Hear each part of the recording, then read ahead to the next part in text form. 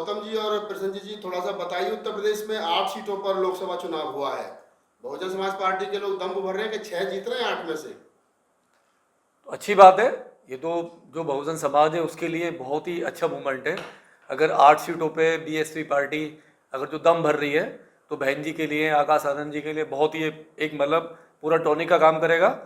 क्योंकि जिस तरीके से एक अछूत लेवल पे काम किया है वहाँ पे जो सरकार है, जो दूसरी दूसरी पार्टियां हैं, जो अखिलेश है, जिस अखिलेश ने हमारे बहुजन समाज को, SC ST को इतना बड़ा नुकसान पहुंचाया, इतना बड़ा नुकसान पहुंचाया अपने शासनकाल में, जिस तरीके से अखिलेश ने हमारे लोगों को डिमोशन किया प्रमोशन की जगह, और जो बाबा साहब की स्टेचू तुड़वाई है खड़े होके अपने लोगों से, तो ये एक अखिलेश को एक ना सबक है। और वहाँ पे जो बहन जी जो फाइट कर रही हैं, अच्छी बात है कि लोग वहाँ पे बहन जी के साथ में रैलियों में आ रहे हैं और बहन जी की बात कर रहे हैं। और कहीं ना कहीं एक हवा है बीएसपी के फेवर में, और बीएसपी कहीं ना कहीं वहाँ पे अपना इस बार चमत्कार दिखाएगी। और जो उनका वोट परसेंट पिछली बार 12.5%, 13% था, इस बार वोट परसेंट 18-17 के ऊपर जाएगा। क्योंकि जिस पावर से आकाश आनंद जी काम कर रहे हैं, तो मुझे लग रहा है कि कहीं ना कहीं सीटें भी निकलेंगी। और जिस तरीके से वो 15 सीटें हैं जो जनरल वालों को टिकट दिए हैं, और वो वहां पे कहीं ना कहीं वो सेकंड नंबर में बीजेपी को नुकसान पहुंचा रही है। उनको लग रहा था बीजेपी को बहुत बड़ा नुकसान होने वाला बीएसपी से। और जो लोग कह रहे थे कि बीएसपी पार्टी जो है वो जो उसकी बीजेपी की बी टीम है, तो अब बीजेपी खुद परेशान है, क्योंकि बीजेपी को बहुत बड़ा नुकसान बीएसपी से होने वाला है। और मुझे कहीं ना कहीं ऐसा लग रहा है कि बीएसपी एक सही रास्ते पर है। आप कह रहे हो कि बीजेपी को बड़ा नुकसान होने वाला है। बसपा की रैलियों में लोग नहीं आ रहे हैं। एक समय था चुनाव से पहले 10-10 लाख लोगों की भीड़ आती थी, माहौल बनाया जाता था। पिछले साल विधानसभा चुनाव में 5-5, 6-6 हजार आदमी है। इस बार जो कल बुलंदशहर में गाजियाबाद में रैली हुई है, 60% कृषि खाली रही। मायावती को लोग सुनने को तैयार नहीं है।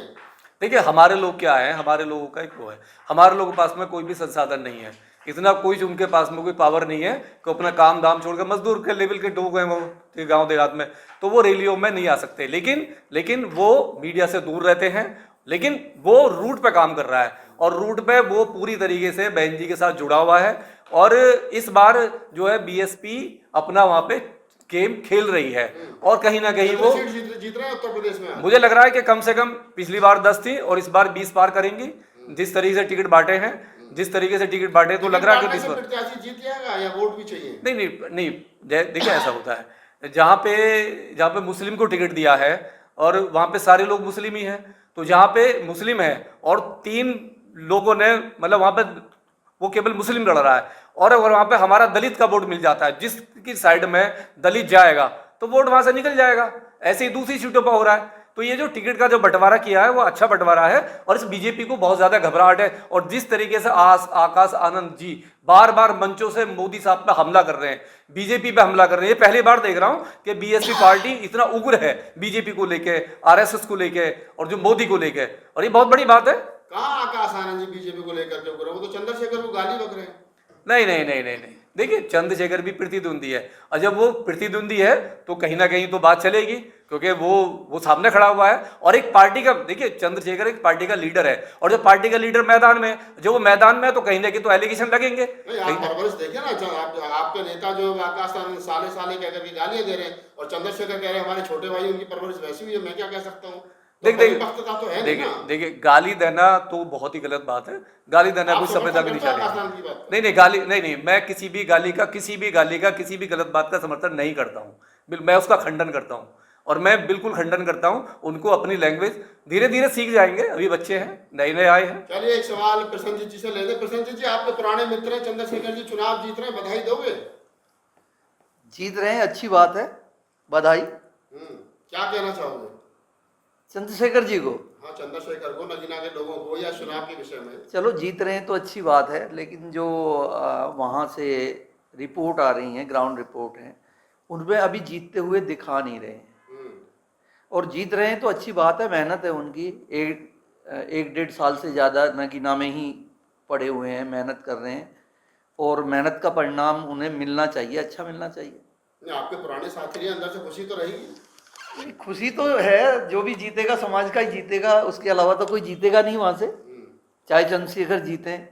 नहीं, चाहे हाँ, चंद्रशेखर को और उनमें फर्क तो है ना। चंद्रशेखर पिछले 7 साल से समाज के लिए लड़ रहे हैं, और सम- मनोज तो मतलब जो है वो जज थे, तो एडीजी रिटायर बिहार से क्या है। देखो अपनी अपनी जगह सभी लोग लड़ रहे हैं, किसी का सोशल मीडिया पे आता है, किसी का नहीं आता है। पर मैं एक बात कहना चाहूँगा, जो हमारा समझदार वोटर है, हमारे लोग हैं, समाज के समझदार लोग हैं, वो बीजेपी के ट्रैप में फंस चुके हैं बुरी तरह से।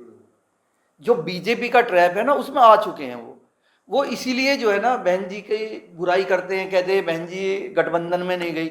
अब एक बात बताइए, अखिलेश का जो कोर वोटर था वो तो बीजेपी के साथ में डांस कर रहा है। झोली अखिलेश की खाली है, मुस्लिम को छोड़ दो, मैं मुस्लिम की बात नहीं कर रहा, लेकिन जो बसपा का कोर वोटर है वो बहन जी के साथ है, वो कहीं भी जाएगा लेकिन बीजेपी पे नहीं जाएगा। कम से कम अखिलेश का वोटर बीजेपी पर है, जो कांग्रेस का वोटर है अपर कास्ट वो भी बीजेपी पर है, और आप कह रहे हो बहन जी को गठबंधन में नहीं जा रही हैं। इसमें बहन जी की क्या गलत? बहन जी के पास बहन जी का वोटर है, वो बीजेपी के साथ नहीं है। और बीजेपी की ये चाल है कि मुस्लिम कहीं से बहन जी के साथ ना चला जाए। अगर गलती से मुस्लिम बहन जी के साथ चला गया तो बीजेपी को बड़ी मुश्किल आने वाली है। अखिलेश के साथ रहेगा तो उन्हें कोई भी चिंता नहीं है। आपने विधानसभा में देख लिया, बहन जी की सिर्फ एक सीट आई, जबकि जितना भी मुस्लिम वोटर था उसने जी जान से ज्यादा ताकत लगाई, फिर भी वो बहुमत में नहीं आ पाए। और वो भी बीजेपी का ही ट्रैप था जिसमें फंस गए लोग, और मुस्लिम भी फंस गए कि पीछे आया, अफवाह उड़ाई गई कि अखिलेश का बंगले की सफाई कराई जा रही है, अखिलेश आ रहे हैं, सिर्फ इसीलिए ताकि मुस्लिम अखिलेश को छोड़ के बहन जी के साथ ना चला जाए। अगर गलती से मुस्लिम अखिलेश को छोड़ के बहन जी के साथ चला जाता, बहन जी की पूर्ण बहुमत से सरकार आती और बीजेपी कहीं भी नहीं टिकती। इसलिए बीजेपी चाहती थी कि मुस्लिम अखिलेश के साथ जुड़ा रहे। जो अखिलेश का वोटर है वो तो बीजेपी में है, वो बीजेपी के साथ है, क्योंकि वो हिंदूवादी वोटर है, और वो हिंदूवादी मानसिकता के लोग हमेशा बीजेपी के साथ हैं और रहेंगे। आप अकेले चुनाव चुन करके आपने अकेले चुनाव लड़ा बहुजन समाज पार्टी ने उत्तर प्रदेश में, और बीजेपी की सरकार बनी। अगर सपा बसपा दोनों इकट्ठे लड़ते, कांग्रेस लड़ते, तो सरकार तीनों की बनती, लेकिन बीजेपी की बनवाई बहन जी ने। नहीं, बहन जी क्यों बनवाएंगे? आप बहन जी फिर अकेले चुनाव नहीं, मैंने कहा ना, जो पढ़ा लिखा समाज है हमारा, उसकी जिम्मेदारी थी लोगों को जागरूक करना। उन्होंने लोगों को जागरूक ना करके बहन जी में बुराइयां खोजी। जो आज बता, बसपा के कार्यकर्ता क्या कर रहे हैं, बसपा के मंडल कोऑर्डिनेटर क्या कर रहे हैं, देखो जो पश्चिमी उत्तर प्रदेश के मालिक बने बैठे वो क्या कर रहे हैं? देखियो, कार्यकर्ता जो है ना वो बहन जी नहीं है ना। बहन जी का कोई भी उद्देश्य हमारे समाज के या उत्तर प्रदेश के खिलाफ नहीं है, लेकिन कार्यकर्ता, हर एक कार्यकर्ता सही हो। इसमें बहन जी के पास कोई जादू की छड़ी तो है नहीं कि पता लगा ले। घर से वो भी ट्विटर खेल रही है आजकल।